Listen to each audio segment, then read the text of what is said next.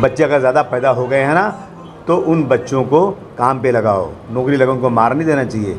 और भगवान जिसने दुनिया बनाई है ना, ये मोदी जी नहीं, उद्धव जी नहीं, ये वो पैदा करता है। 100 बच्चे पैदा करता है आदमी, तो 100 औरत भी पैदा करता है।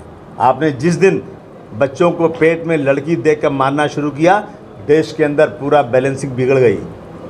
लड़कियों की किडनैपिंग होने लगी। राजस्थान में एक लड़की से 3 लड़के शादी कर रहे हैं, ये हुआ है, पंजाब में हुआ है।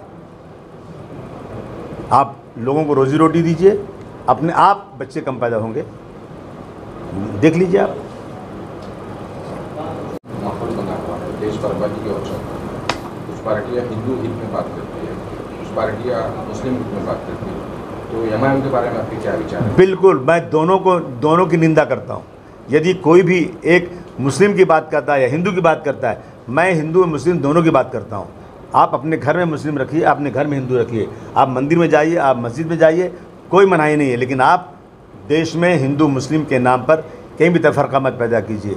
हम उस दिन समझेंगे मेरा देश सेकुलर है जिस दिन जहाँ मेजॉरिटी में मुसलमान है वहाँ से हिंदू चुनकर आ जाए, जहाँ मेजॉरिटी में हिंदू है वहाँ से मुसलमान चुनकर आ जाए, तब मैं समझूंगा मेरा देश सेकुलर है। सर, आणण्याचा प्रयत्न आहे किंवा त्याच्या बोलून दाखवलं जाते, त्याचबरोबर जनसंख्या नियंत्रणाच्या बाबतीतलाही कायदा आणण्याचं बोललं जाते, या संदर्भात आपली काय भूमिका? जो लोग जनसंख्या पर रोक लगाना चाहते हैं उनके बच्चे कितने पहले पता लगा लो। उनके बच्चे तो 4-4, 5-5 हैं और जनसंख्या की बात कर रहे हैं। देखिए, जनसंख्या पे रोक तो चाइना में लगी थी, सब बूढ़े हो गए, अब जवानों की कमी हो गई तो चाइना ने 2 की जगह 3 बोल दिया करने के लिए। जापान में बच्चे नहीं पैदा हो रहे थे, जापान कह रहा है कि मेरी जितनी जायदाद है, मेरा मुल्क इतना तरक्की कर चुका है, यहाँ दूसरे लोग ना आने पाएँ, इससे ज़्यादा से ज़्यादा बच्चे पैदा करो। आप जाइए लंदन जाइए, यूके जाइए, आप यूके में बच्चा पैदा होते ही उसको गवर्नमेंट का पूरी सिक्योरिटी मिलती है कि बच्चा बड़ा हो जाए ताकि मुल्क की आबादी बढ़े। मेरे मुल्क में ये हो रहा है। मैं कहना चाहता हूँ कि अगर आपको देखना है, सचमुच सर्वे करिए, आप जाइए स्लम के अंदर जाइए, गरीबों के पास ज़्यादा बच्चे हैं, और जाइए आप बड़े लोगों के कारपोरेट के पास जाइए, 1 बच्चे या 2 बच्चे हैं। बेकारी जहाँ है वहाँ बच्चे ज़्यादा हैं, जहाँ बहुत ज़्यादा खुशहाली है वहाँ बच्चे कम हैं। ये आप देख लीजिए, पता लगा लीजिए। तो अगर आपको करना है तो आप जो है पहले लोगों को काम दीजिए, नौकरी दीजिए। आप कहते हैं जनसंख्या ज़्यादा है, तो जनसंख्या ज़्यादा होने का फ़ायदा ये है कि हम उनको छोटे छोटे काम कराएं, फैक्ट्री खोलें, इंडस्ट्री खोलें, जिस तरह चाइना में हो रहा है। हमारे लोग जा रहे बाहर काम कर रहे हैं, यही इनको जिस तरह से चाइना ने अपने यहाँ शुरू किया है, अगर हम यहाँ शुरू कर दें तो मैं समझता हूँ मेरा देश आसमान की ऊंचाई पर चला जाएगा। कोई जनसंख्या पे इस तरह से कंट्रोल करने की ज़रूरत नहीं है, अपने आप सब ठीक हो जाएगा। मुझे कोई चिंता नहीं है, जो कर दें, लेकिन उनसे पूछा ना जिनके इतने बच्चे हैं। मुसलमानों से सवाल क्यों पूछा जाता है? ये सवाल तो उनसे पूछा जाना चाहिए। दूसरी बात जो है, धर्मांतर की बात हो रही है। देखिए, अगर मैं अभी कह दूं कि मुझे हिंदू बनना है, बड़े खुश हो जाएंगे, क्योंकि इन्होंने देखा ना, आपने आगरा के अंदर कबाड़ी लोग बैठे थे, उनके पास राशन कार्ड नहीं था, पहचान पत्र नहीं था, नेताओं को पकड़ा कि हमें आप ज़रा पहचान पत्र दिला दीजिए, वो लोग ले गए, हवन में बिठा के बोले सब हिंदू हो गए। आपने देखा कि आज तक किसी महफिल में मुसलमानों ने मीटिंग लगाकर अगर ये कहा हो कि आओ आओ मुस्लिम बनो, हिंदू बनो, आओ हिंदू बनो, तो मुझे बता दो। लेकिन मैं बताता हूँ कि इन लोगों ने, जो हिंदुत्ववादी शक्तियाँ हैं, इन्होंने मंच लगाया और कहा कि 5 लाख से 15 लाख रुपया देंगे, आओ हिंदू बनो, आओ अपना मज़हब छोड़ो, हम इतने सालों में 211 जोड़े मुसलमान लड़कियों को लाएंगे, बहू बनाएंगे और हिंदू बनाएंगे। खुलेआम बोल रहे हैं, कोई रोकता नहीं उनको। क्या मतलब इसका है? मैं कहना चाहता हूँ कि 18 साल की उम्र के बाद देश आज़ाद है। जब एक औरत के साथ रहने के लिए आज़ादी है, जब एक आदमी के साथ रहने की आज़ादी है, तो फिर 18 साल की उम्र के बाद उस आदमी को किस धर्म में रहना है, उसकी आज़ादी कैसे छीन सकते हैं आप? जहाँ जाना हो चला जाए वो, आप सेवा कीजिए उसकी। आते हैं क्रिश्चियन लोग, जाते हैं गांव में आदिवासी जिसको कोढ़ हुआ है, जिसके पास लोग जाते नहीं, उनके बगल में बैठते हैं, उनको खाना खिलाते हैं, उनका इलाज करवाते हैं फ्री में, तो वो लोग अपना धर्म परिवर्तन कर देते हैं। तो ये जो है ना, ये सब सिर्फ हिंदू मुस्लिम कर बांटने के लिए कहा है। अरे नारायण राणे का बेटा बोल रहा है, हाँ, हैसियत क्या तेरी? बस अपना नंबर बढ़ाना चाहते हो बीजेपी में, कुछ मिल जाएगा। नफरत बंद करो ये सब। बात को कैसे जस्टिफाई करना? जस्टिफाई करता हूँ ना, औरंगाबाद औरंगजेब रहमतुल्लाह अलैह मैं कहूँगा, और मैं कहूँगा कि औरंगजेब रहमतुल्लाह अलैह के जो है वो टोपी सिलते थे, सबको मालूम है, टोपी सिल के अपना खर्च चलाते थे, उन्होंने कभी सरकारी खजाने का पैसा नहीं लिया।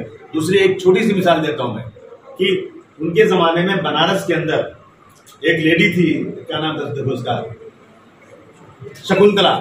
शकुंतला नाम की एक बहुत खूबसूरत लड़की थी, पंडित की बेटी थी, और इनके सिपह सालार ने जब उस लड़की को देखा तो कहा ये लड़की मुझे लाकर दे दो।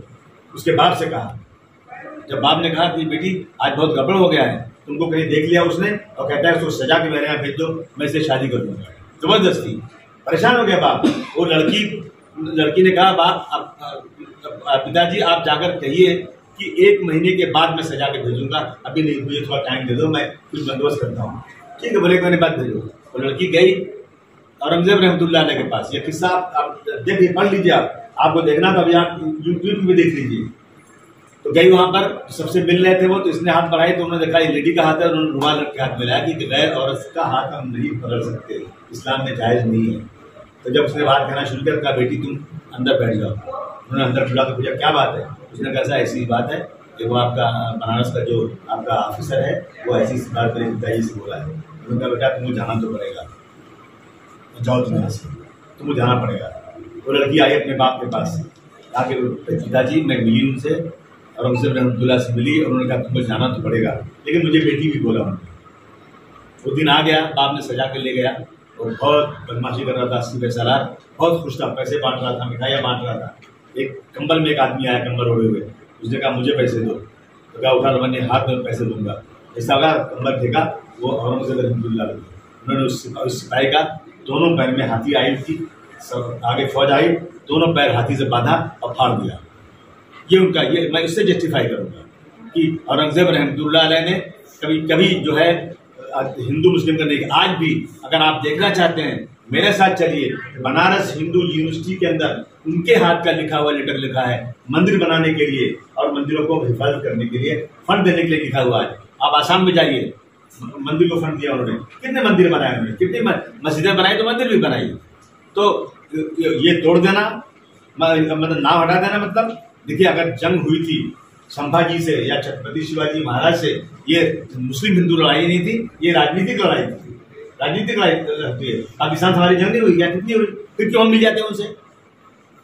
हमको पाकिस्तान के खिलाफ खड़े जाना चाहिए, लेकिन फिर हम उनसे आना जाना शुरू कर देते हैं। फिर होता है चाइना से हमारी लड़ाई नहीं, कितने लोग मारे गए, हमारी जमीन चाइना ने कब्जा किया है 1965 में, आज तक हमने इसको वापस नहीं लिए, लेकिन फिर भी हम मिलते हैं उससे, जाते हमारा आना जाना है। ये राजनीतिक लड़ाई, मुस्लिम हिंदू लड़ाई नहीं है। इसलिए मैं कहना चाहता हूँ ये नाम जो बदला जा रहा है ना, सिर्फ और सिर्फ हिंदू और मुस्लिम करके बदला जा रहा है। जो मैं आपको नाम गिनाऊं कि उत्तर प्रदेश में जो मुगल सराय नाम बदल दिया, इलाहाबाद नाम बदल दिया, अकबरपुर नाम बदल दिया, फैजाबाद नाम बदल दिया, गुलबर्गा नाम बदल दिया, औरंगाबाद नाम बदला, उस्मानाबाद नाम बदला, दिल्ली में औरंगजेब रहमतुल्लाह अलैह का रोड का नाम था वो बदल दिया, और ये भी बदल देंगे। अभी ये गेट ऑफ इंडिया के ऊपर जितने नाम लिखे हैं ना, सबसे ज्यादा हिंदुस्तान की लड़ाई में शहीद होने वाले मुसलमानों का नाम है, और मोदी जी उसको भी जल्दी बदलने वाले हैं।